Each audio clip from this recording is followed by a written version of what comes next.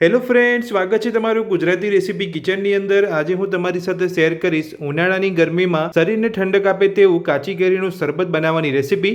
મારી આ રીતે તમે ઇન્સ્ટન્ટ કાચી કેરીનું શરબત બનાવીને ઘરે પી શકો છો। તો ચલો કાચી કેરીનું શરબત બનાવવાનું શરૂ કરીએ। તો કાચી કેરીનું શરબત બનાવવા માટે અહીંયા મેં વજનમાં 300 ગ્રામ જેટલી એક કાચી કેરી લીધી છે। તો સૌથી પહેલાં આપણે કાચી કેરીની ઉપરની છાલ કાઢી લઈશું। તો કેરીનો આગળનો ભાગ કાઢી અને આપણે કેરીની ઉપરની છાલ કાઢી લીધી છે। તો હવે આપણે કેરીને ચોખ્ખા પાણીથી ધોઈ લઈશું અને ત્યાર પછી આપણે કેરીને કટ કરીશું। તો કેરીને ચોખ્ખા પાણીથી ધોઈ અને કટ કરી લીધી છે। હવે આપણે કટ કરેલી કેરીને મિક્સર જારની અંદર લઈ લઈશું। કટ કરેલી કેરીને આપણે અહીંયા મિક્સર જારની અંદર લઈ લીધી છે। તો હવે આપણે તેની અંદર અડધી વાટકી મિશ્રી ઉમેરીશું। મિશ્રીની જગ્યાએ જો તમે અહીંયા ખાંડ ઉમેરવા માંગતા હોય તો ખાંડ પણ ઉમેરી શકો છો। સાથે જ 8 થી 10 નંગ જેટલા ફુદીનાના પાન ઉમેરીશું। સાથે જ 1 ચમચી જીરું ઉમેરીશું। તો હવે આપણે તેની અંદર અડધી ચમચી મીઠું ઉમેરીશું। જો તમે અહીંયા ઉપવાસમાં શરબત પીવા માંગતા હોય તો તમારે સિંધવ મીઠાનો ઉપયોગ કરવાનો છે।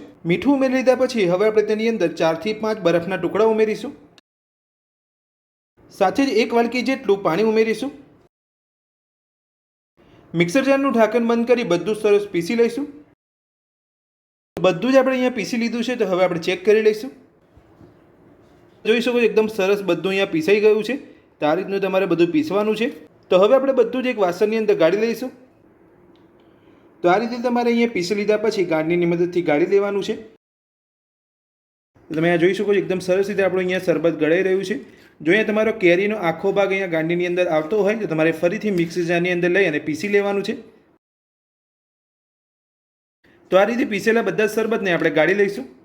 તો તમે જોઈ શકો છો બધું જ આપણે અહીંયા સરસ રીતે ગાળી લીધું છે। તો આ રીતે તમારે બધું પીસ્યા પછી ગાળી લેવાનું છે।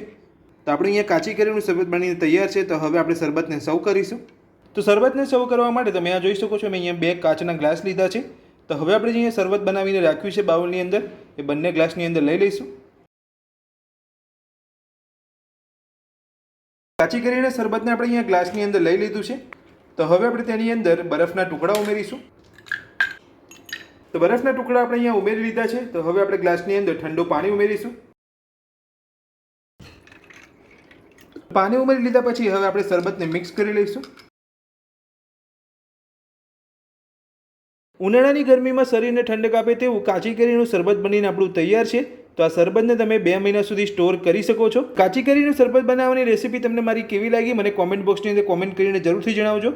આજની રેસીપી પસંદ આવી હોય તો વિડીયોને લાઇક કરજો, ચેનલને સબસ્ક્રાઇબ કરી રાખજો આ જ રીતની નવી રેસીપી મેળવવા માટે। Thank you.